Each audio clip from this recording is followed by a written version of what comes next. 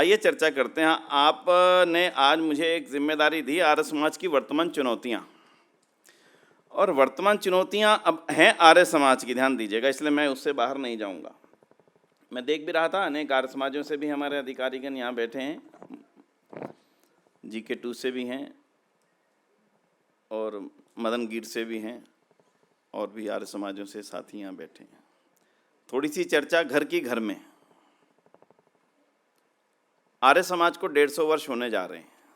अगले वर्ष अप्रैल में 10 अप्रैल को महर्षि दयानंद सरस्वती जी ने बम्बई में जब आर्य समाज की स्थापना की थी, उसको पूरे 150 वर्ष हो जाएंगे।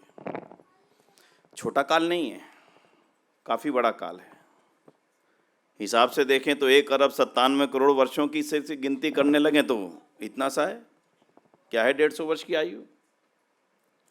लेकिन 150 वर्षों में आर्य समाज ने जो इस देश दुनिया समाज को दिया है वो इतना बड़ा है, इतना ज़्यादा है कि उसकी किसी 2, 4, 10, 20, 50, 100 वक्तव्यों में भी उसकी सारी व्याख्या दे पाना बड़ा कठिन काम है। ये है आर्य समाज का एक अतीत जिसने इस देश के अंदर जबरदस्त क्रांति दी। इस देश के अंदर नहीं, माफ़ी चाहूँगा, मानव सभ्यता की बहुत महत्वपूर्ण पहलुओं में जिसका जबरदस्त प्रभाव रहा वो है संस्था आर्य समाज।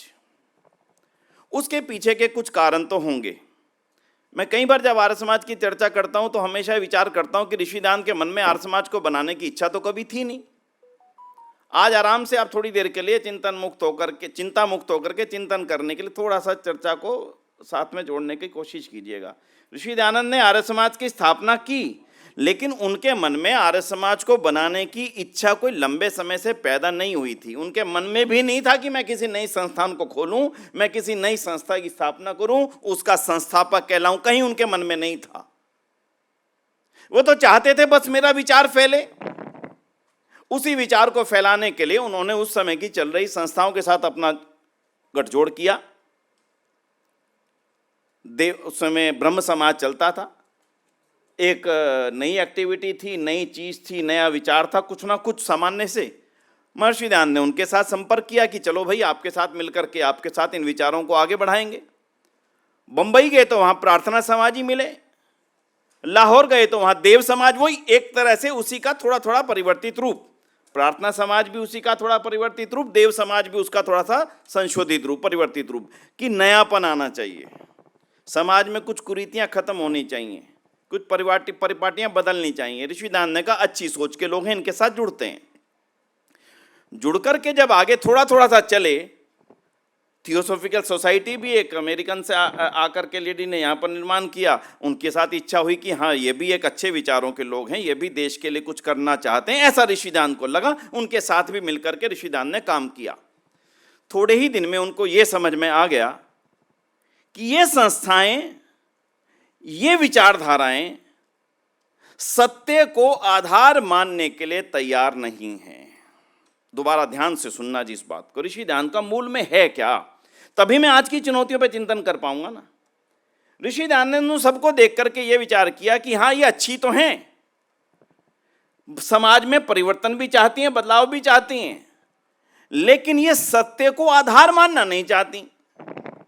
जैसे विवाद हुआ वेद के ऊपर, और भी होंगे लेकिन आज समय की सीमा में तो उतनी चर्चा करेंगे जितने में मेरा विषय आगे बढ़ सके। विवाद हुआ वेद के ऊपर, वेद की मान्यता के ऊपर। ऋषि दयानंद गुरु विरजानंद जी के पास से निकलने के पश्चात इस मान्यता के दृढ़ हो चुके थे, दरवाजा से जो आए सो आए।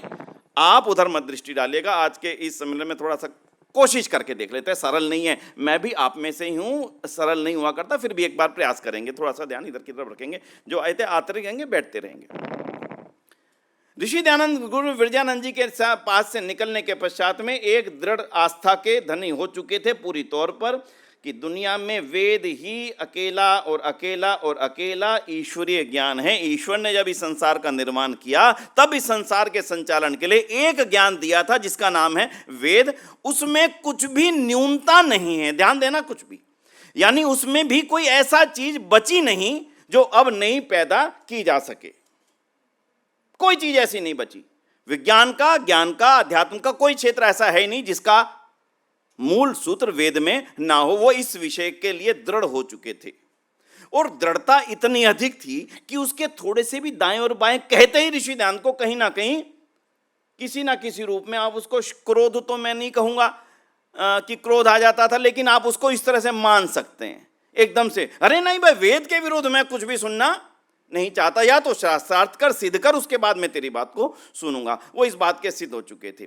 अन्य संस्थाएं इस बात के लिए सहमत तो थीं कि वेद में भी अच्छा ज्ञान है, लेकिन वो इस बात के लिए सहमत नहीं हो पा रही थी कि वेद ही अकेला ईश्वरीय ज्ञान है। बस अंतर केवल यहां पर था, वो इस बात के लिए सहमत नहीं थी। स्वामी जी आपका प्रभाव बहुत अच्छा है, आप बहुत अच्छा बोलते हैं, बहुत अच्छे वक्ता हैं, आपकी बात से हजारों लोग प्रभावित होते हैं, ये भी कह दिया कीजिए कि वेद भी ईश्वरीय ज्ञान है, उसमें कोई हमें आपत्ति नहीं है। जब वो उनके मंचों से बोलते थे, ऋषि दयानंद सोचते थे कि यदि मैं ये भी कहूँगा कि वेद भी ईश्वरीय ज्ञान है, तो इसका मतलब मेरे बात से स्पष्ट हो गया कि अन्य भी ईश्वरीय ज्ञान है। अब जब अन्य भी ईश्वरीय ज्ञान है और वेद भी ईश्वरीय ज्ञान है, अब दोनों के अंदर जब कुछ अंतर विभेद आएगा, भेद आएगा, इसमें कुछ लिखा, तो फिर ये कौन सिद्ध करेगा कि ये ठीक है या इसका आधार आप बताओ। चलो आराम से सोच करके बताओ कैसे सिद्ध होगा। दोनों को मान लिया ईश्वरीय ज्ञान है, अब इसमें लिखा ये, इसमें लिखा ये, दोनों अंतर विरोध हैं दोनों बातों में, फिर कौन सिद्ध करने आएगा कि इसका ठीक है या इसका ठीक है। इसलिए ऋषि दयानंद कहते हैं कि ना, मैं इस परिस्थिति को मानने के लिए तैयार नहीं हूं। उनमें भी अच्छी बातें हैं, उन ग्रंथों में भी अच्छी बातें हैं, लेकिन मैं ईश्वरीय ज्ञान उनको मानने के लिए तैयार नहीं, क्योंकि ईश्वरीय ज्ञान वो ही है जो पूर्ण है। पहली बात क्या शर्त हुई जी? पूर्ण है, इसमें कोई अब कमी नहीं रही। दूसरी, कुछ भी असत्य नहीं है। और तीसरी, सृष्टि के बाद में आया ज्ञान पूर्ण हो ही नहीं सकता, अधूरापन होगा, मिलावट होगी, इतिहास होगा। इसलिए जिसमें इतिहास नहीं, जो पूर्ण है, इसमें मिलावट नहीं, केवल वही ईश्वरीय ज्ञान हो सकता है। इसलिए मैं ये तो कह सकता हूं वेद ही ईश्वरीय ज्ञान है, मैं ये नहीं कह सकता वेद भी। बस ही और भी के भेद के चलते ऋषि दयानंद के मन में कहीं ना कहीं यह विचार रूपी बीज पैदा हुआ कि मुझे एक ऐसी संस्था का निर्माण करना अब चाहिए, क्योंकि वो देख चुके थे कि उनके साथ लगातार जहर दिया जा रहा है, कहीं मारने के प्रयत्न किए जा रहे हैं, जीवन अक्षुण नहीं है। इसलिए इस विचार को आगे चलाने के लिए मुझे कुछ ऐसे महानुभावों को लेकर के एक ऐसी संस्था की स्थापना करनी रहेगी जिसका मूल आधार, आज बोलना जरा जोर से बोलो थोड़ा, मैं तालियां नहीं बजवा रहा, मैं जोर से नहीं बोलवा रहा, लेकिन थोड़ा स्ट्रेस देने के लिए उस शब्द पर, क्योंकि जिसका मूल आधार वेद हो, ऐसी संस्था की स्थापना अब मुझे करनी उचित होगी। मृत्यु से केवल कितने साल पहले की? 8 साल, केवल 8 साल। जब उनको लगने लगा, कहीं ना कहीं योगी थे, मन में विचार तो हमें भी आता है, रात्रि को किसी झटका लगने पे आता, पता नहीं कब कुछ हो जाए, चलो विली लिख दो अपनी भाई, एकदम से आता है झटका, लगता है गाड़ी को, लगता है कहीं लिख दो भाई। तो ऐसे ऋषि दयानंद के मन में भी विचार आया होगा। मैं मानता हूं आर्य समाज की स्थापना ऋषि दयानंद की विल है। जो ऋषि दयानंद चाहते थे, जिनसे चाहते थे, वो तो ये हैं जो सामने बैठे हैं। जो चाहते थे वो है जो आर्य समाज के नियमों में लिख दिया। बस इन 2 चीजों को बांध लो। मेरे लिए जो कुछ है वो आर्य समाज के वो 10 नियम हैं, और एक एक नियम अपने आप में पूर्ण है। आज भी 150 साल बाद भी जिनको काटने का सामर्थ्य किसी में भी, आराम से एक एक को उठा लेना। विषय आता है कई बार शास्त्रार्थों के संस्मरण, स्वामी जगदीश्वरानंद जी की छोटी सी लिखी पुस्तक थी, उसमें आया एक व्यक्ति क्रोधों में होकर के कहने लगा, मैं आर्य समाज के किसी नियम को नहीं मानता, आर्य समाज के सब नियम झूठे हैं। बोले आजा चर्चा कर लो, सत्य के ग्रहण करने और असत्य के छोड़ने में सर्वदा। बोले अब तुमने कहा कि तुम इसको नहीं मानते, इसका अर्थ यह हो गया असत्य को ग्रहण करने और सत्य को छोड़ने में सर्वदा उद्यत। अब बोलो, दे सकता है उत्तर? अविद्या का नाश और विद्या की वृद्धि। बोले कर ले उल्टा इसको, जहां पर भी चलेंगे ऋषि दयानंद के एक एक शब्द अपने आप में ऐसा लगता है कि किस कदर तप का परिणाम थे। छोटा तप नहीं था, साधारण तप नहीं था। जिन्होंने ऋषि दयानंद के जीवन को नहीं पढ़ा, मैं उनके लिए नहीं कह रहा हूं, जिन्होंने पढ़ा है मैं उनके लिए कह सकता हूं। अगर उन्होंने गहराई से ऋषि दयानंद के जीवन को पढ़ा, जिनको सौभाग्य मिला, आज मैं हाथ उठाऊंगा ना पूछूंगा, अपने आप सोचना जिन्होंने नहीं पढ़ा। अगर नहीं पढ़ा तो जीवन में बहुत बड़ा अधूरापन है अभी, क्योंकि आरंभिक काल में जितने भी महापुरुष आर्य समाज के हुए, उनको सीधी ज्योति मिली थी ऋषि दयानंद से, चाहे वो स्वामी श्रद्धानंद महाराज थे, और पंडित गुरुदत्त को तो छोटी सी मिली। कितनी देर की मिली थी? हाँ जी, कितनी देर की मिली थी? मृत्यु के समय। ना कोई उपदेश, ना कोई पुस्तक का पाठन, ना प्रवचन, कुछ नहीं, केवल देख रहे हैं। किसको देख रहे हैं? मृत्यु पर लेटे हुए, मृत्यु की शैया पर लेटे हुए ऋषि दयानंद को देख रहे हैं। बदल गया जीवन। कितने साल के थे? 19 वर्ष। 26 वर्ष की आयु में निधन हो गया। नौजवानों को सुनाता हूं, जो बेटियां बैठी हैं, बहनें बैठी हैं, 19 वर्ष की आयु में ऋषि दयानंद को देखा और 26 वर्ष की आयु में निधन हो गया। और आज मैं 140 साल बाद भी अगर उनको स्मरण कर रहा हूं यहां पर, 143 साल बाद भी, तो कुछ ना कुछ तो विशेष होगा। क्यों था? क्योंकि ऋषि दयानंद से वो ज्योति मिली, स्वामी श्रद्धानंद को मिली, महात्मा हंसराज को मिली, ना जाने कितनों को मिली। इसलिए आज की जो चुनौती नंबर 1 है मेरी, जिसको मैं अब आपको कहने जा रहा हूं विषय पर, वो चुनौती सबसे बड़ी आर्य समाज की ये है कि जो महानुभाव आर्य समाज के कार्यों को करने की इच्छा से अपना सारा समय शक्ति दे रहे हैं, एक चुनौती हमारे सामने ये स्पष्ट है कि हमने ऋषि दयानंद की गहराई को जानने का प्रयत्न अभी किया नहीं किया है, तो वो अभी अधूरा है। अगर आज आर्य समाज के कार्यों को आगे बढ़ाना चाहते हैं और दुनिया में ले जाना चाहते हैं, क्योंकि अभी एकदम से आधे घंटे की चर्चा में पूरा विषय रखना संभव नहीं है, लेकिन मैं आपसे इतना कहूंगा कि आर्य समाज एक वो विचारधारा थी जिसने इस देश में परिवर्तन क्रांति की नींव रखी है। ध्यान देना दोबारा से, परिवर्तन क्रांति की नींव। यानी कोई भी देश में परिवर्तन हुआ पिछले 150 सालों में, तो उसके पीछे जो विचारधारा काम कर रही है, वो विचारधारा और कोई नहीं है, वो विचारधारा अकेली ऋषि दयानंद की विचारधारा और आर्य समाज की विचारधारा है, दूसरी नहीं है बंधु। आप कहोगे आपने तो बहुत बड़ी बात कह दी, मैं बिल्कुल सही कहता हूं आपसे। 2-3 छोटी छोटी उदाहरण देकर के आगे बढ़ता हूं। आपको मालूम है पूरी दुनिया के अंदर महिलाओं को वोट देने का अधिकार नहीं था। कुछ अनुमान है इस बात का आपको? ठीक है, कब मिला पहली बार, कोई बता पाएगा?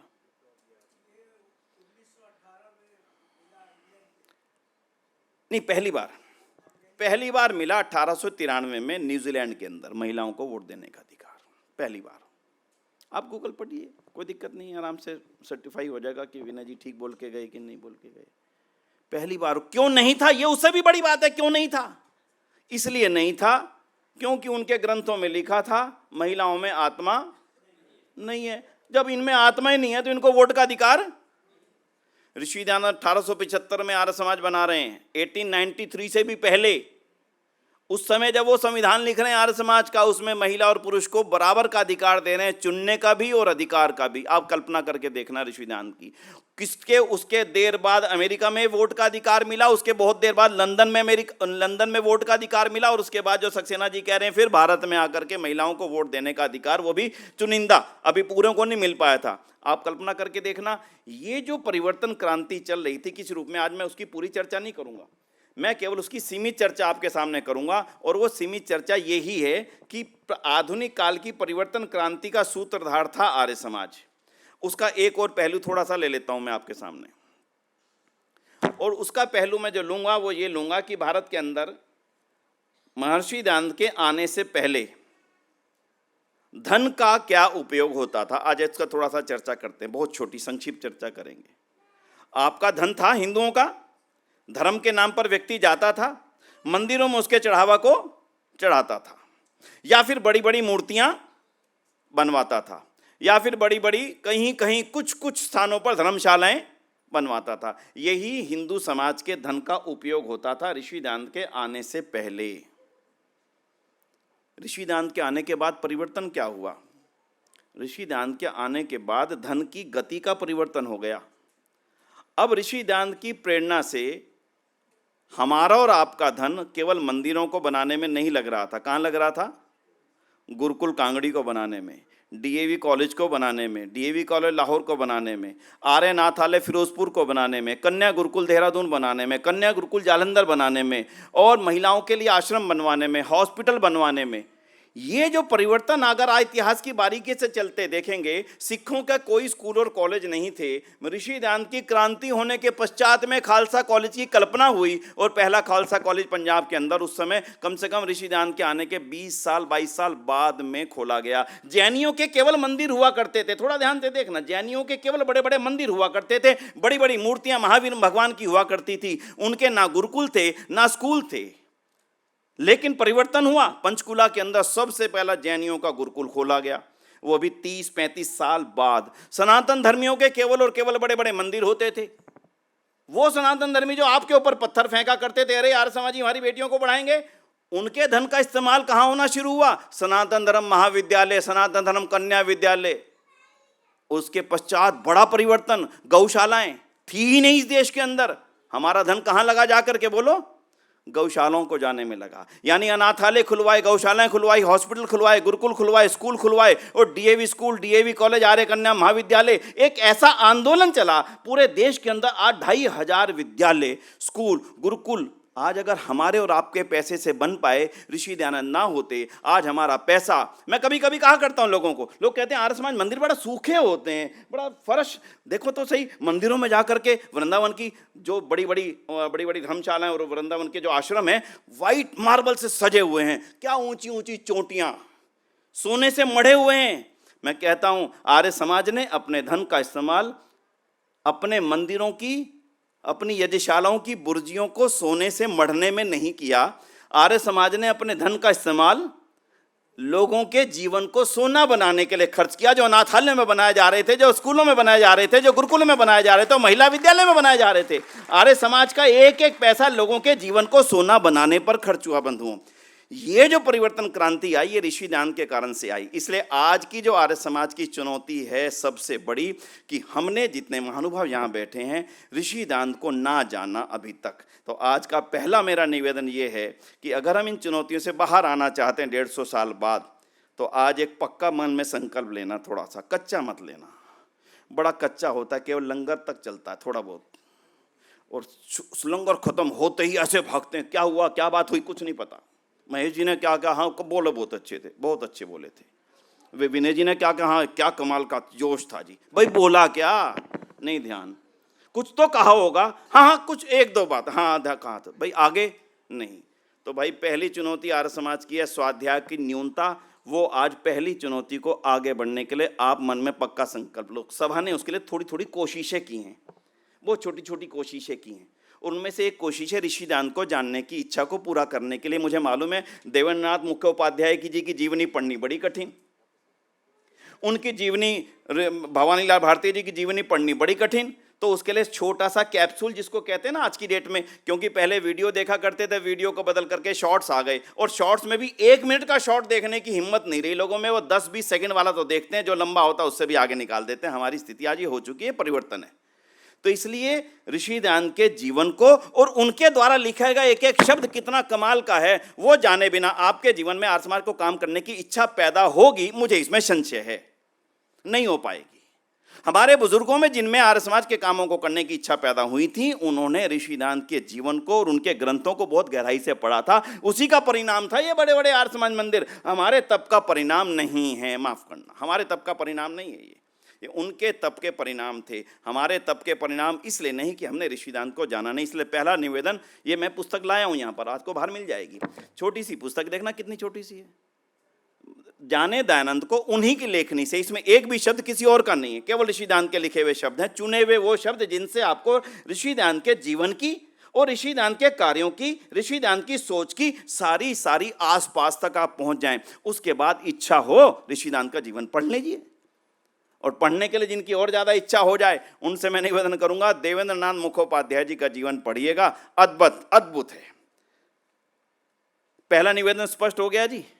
ये पुस्तक आपको बाहर मिल जाएगी, बहुत महंगी नहीं है, बहुत सस्ती है, ज्यादा सस्ती है, केवल कागज की कीमत है ना, उस कार्यों को इतनी नहीं। पहला निवेदन मैंने आपसे कर दिया। और अब दूसरा निवेदन सुनिए। आर्य समाज का एक नियम है, आर्य समाज का नियम है वेद का, बोलना जरा आगे, और 4 शब्द हैं, पढ़ना, सुनना। अब माफ करना, इन 4 में से एक रह गया अकेला ना, वो नहीं लिखा, भी जो तुमने लिखा मैं उसको पढ़ता हूं। पढ़ने पढ़ाने के बाद और सुनने सुनाने के बाद भी आचरण ना करे तो वो तो उसका दोष है। हाँ जी, पढ़ना, पढ़ाना, सुनना, सुनाना, इन 4 शब्दों में से हमें 4 के आदेश हुए थे, हम उनमें से केवल एक शब्द पर ही टिके, बस केवल एक, और वो है सुनना। अभी हम केवल उस पर टिके हुए हैं। सुनते तो हैं, ये तो मानता हूँ, सत्संगों में आते हैं, कथाओं में आते हैं, बैठते हैं, सुनते तो हैं, लेकिन सुनाने का क्रम, यहाँ से बाहर जाकर के अपने बच्चों से भी 5 मिनट की चर्चा हम कर नहीं पाते। ये एक बहुत बड़ा, नहीं कहता हूँ, सबसे बड़ा दोष है। तो आज की जो आर्य समाज की चुनौती है वो दूसरे नंबर की चुनौती ये है, क्योंकि मैं पढ़ता नहीं हूं इसलिए पढ़ाता भी। इसलिए आज बंधुओं दूसरी चुनौती पर ध्यान दे लीजिएगा। पहले मैंने स्वाध्याय बता दी थी, दूसरी सुनाना, यानी जो सुनते हो उसकी कहीं ना कहीं चर्चा हम किया करें। पहले आर्य समाजी किसी दुकान पे बैठे होते थे तब इसकी चर्चा कर लेते थे, कहीं बाजार में खड़े हो पहचान हो जाती थी, लो जी लो आगे माशे जी, ये आर्य समाजी अब ये कुछ ना कुछ बात बताएंगे, पहचान थी हमारी वो पहचान खत्म हो रही है। यही आर्य समाज की दूसरी बहुत बड़ी चुनौती है। इसको बदलाव करने के लिए क्या करें? तो 2 तरीके हैं आपके पास में। जो आपके पास में अच्छे विचारों की वीडियो आ जाए ना, अब ऋषिदान आज होते तो नियम में थोड़ा परिवर्तन करते, वीडियो देखना और उसको दुनिया को दिखाना, इतना ही कर लो।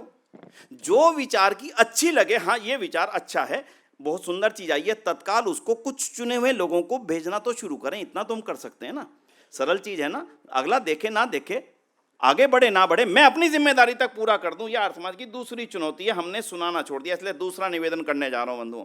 पहला मैंने अभी आपसे किया है स्वाध्याय, और स्वाध्याय में सबसे पहले ऋषिदान का जीवन और उनके ग्रंथों का सार थोड़ा सा, उसके बाद तो अथाह साहित्य आर्य समाज का, पढ़ते चले जाइएगा। आनंद, जीवन में कितना आनंद आएगा, मेरे बोलने में आधा % भी नहीं है जो जीवन में ऋषिदान को पढ़ने के बाद आनंद आना शुरू होगा। अभी नहीं है वो आनंद, सोच रहे हैं आ रहा है नहीं, और ऋषिदान के शब्दों को पढ़े बिना आ भी नहीं सकता।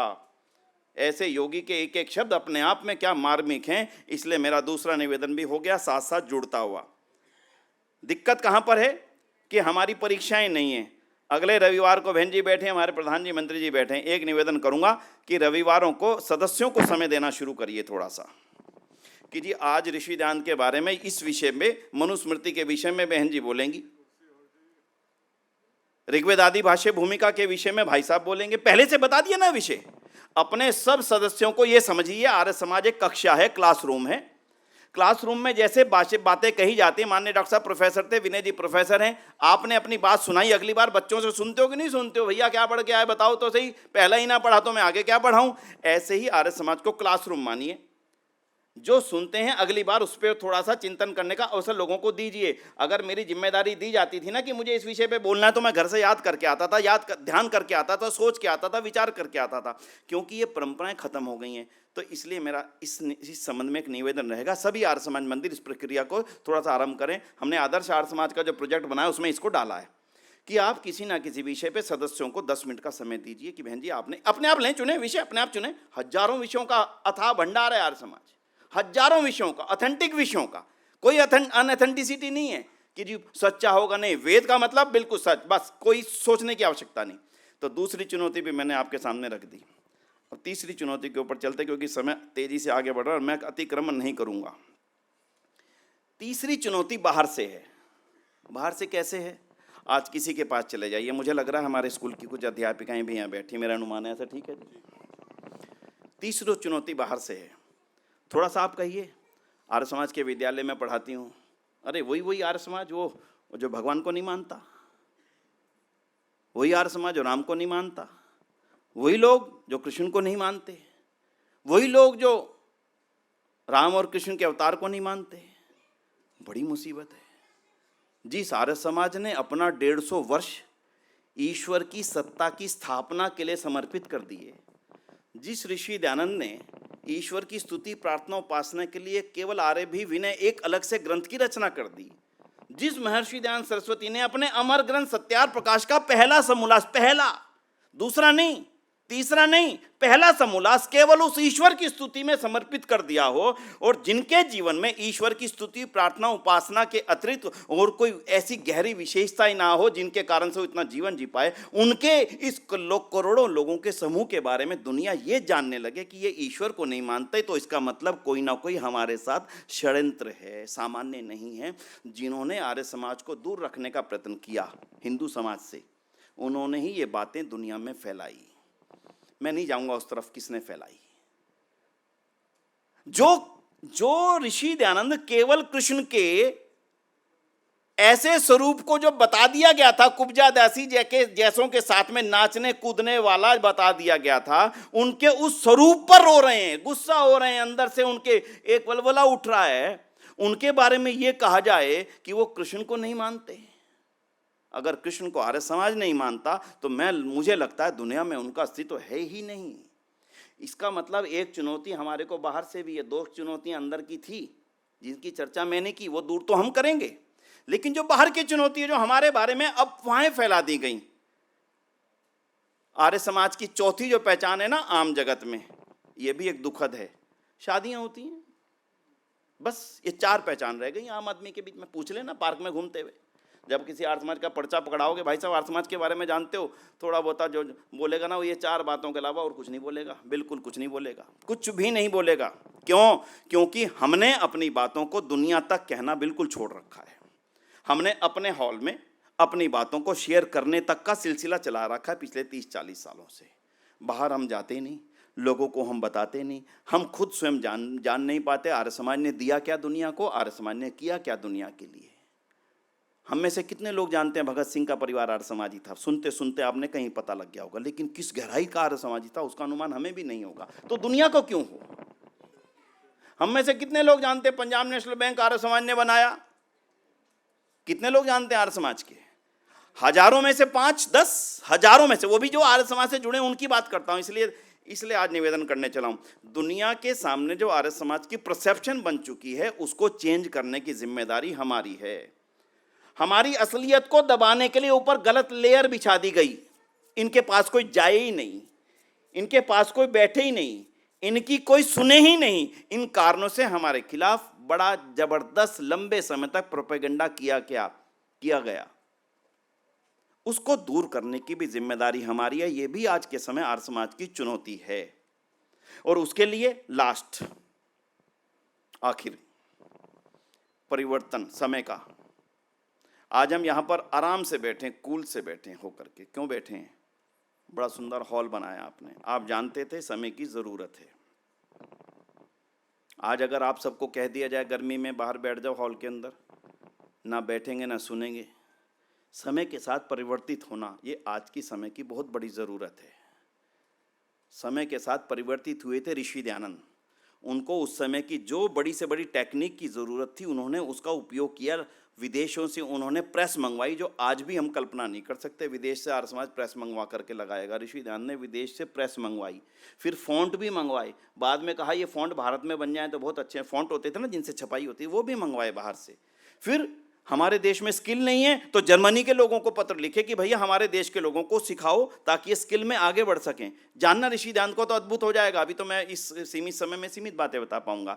ऋषि दयानंद परिवर्तनकारी थे, समय की ज़रूरत के हिसाब से परिवर्तन कर सकते थे। किया तभी वो 19 साल केवल 19 साल में आर्य समाज को कहाँ से कहाँ ले गए। उन्होंने जब स्वामी विरजानंद का द्वार छोड़ा था और जब उनकी मृत्यु हुई थी, उस दौरान केवल जीवन का कितना समय था उनके पास? केवल 19 साल। ना हवाई जहाज, ना रेलें, ना मोबाइल, ना टेलीफोन, ना कंप्यूटर, ना इंटरनेट, ना साथी, ना संगी, सारे दुश्मन। अंग्रेज सरकार दुश्मन, ईसाई दुश्मन, मुसलमान दुश्मन, वामपंथी और हमारे अपने भाई वो भी दुश्मन। हमारा था कौन? ऋषि दयानंद का था कौन? एक भी तो नहीं था। फिर भी अगर उन्होंने केवल 19 साल की अवस्था में कहां से निकाल करके हमें कहां ला करके खड़ा कर दिया, तो उनके जीवन के अंदर कुछ ना कुछ तो विशेषताएं होंगी। और वो उनमें से एक विशेषता थी परिवर्तन। आधुनिक काल में एक उदाहरण ले लेना नोकिया कंपनी का। नोकिया कंपनी कभी ये सोचा करती थी हमारे से बड़ा तो कोई है ही नहीं। सबके हाथ में नोकिया मोबाइल, एक ही ट्यून बजती थी उसकी। क्यों जी? बात ठीक है? 20 साल पहले आज जरा अपने हाथों से निकाल के दिखाना, किसकी जेब में मोबाइल नोकिया का है? एक के भी नहीं होगा, एक के भी नहीं होगा। क्यों? जो कंपनी समय रहते परिवर्तित नहीं कर सकी अपने आप को, उसका हाल यही होगा जो कमोबेश घर पे बैठा हूं अंदर बोल रहे हैं, कमोबेश आर्य समाज के साथ भी कहीं ना कहीं ऐसा ना हो रहा हो कि समय की जो परिवर्तन की मांग है उसको मैं और आप समझ नहीं पा रहे हों, और उसका परिणाम कहीं हम आइसोलेशन की तरफ ना बढ़ जाएं। इसलिए आज हमें इसकी तैयारी करनी पड़ेगी, परिवर्तन के लिए तैयार होना पड़ेगा। बहुत सारे परिवर्तन है, तकनीकों का परिवर्तन, व्यवहारों का परिवर्तन। कोई व्यवहार था कभी हम चीख करके बोल लिया करते थे, अभी वही बात प्रेम से बोलो, सामने वाला सुन लेगा, चीख के बोलोगे नहीं सुनेगा।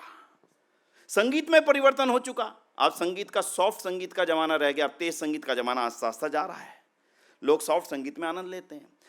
प्रवचन की शैली में परिवर्तन, बैठने की, पहले लोग नीचे बैठते थे, सारे आर्य समाज में मुंजाल साहब सब परिवार में जाते नीचे बैठते थे जी।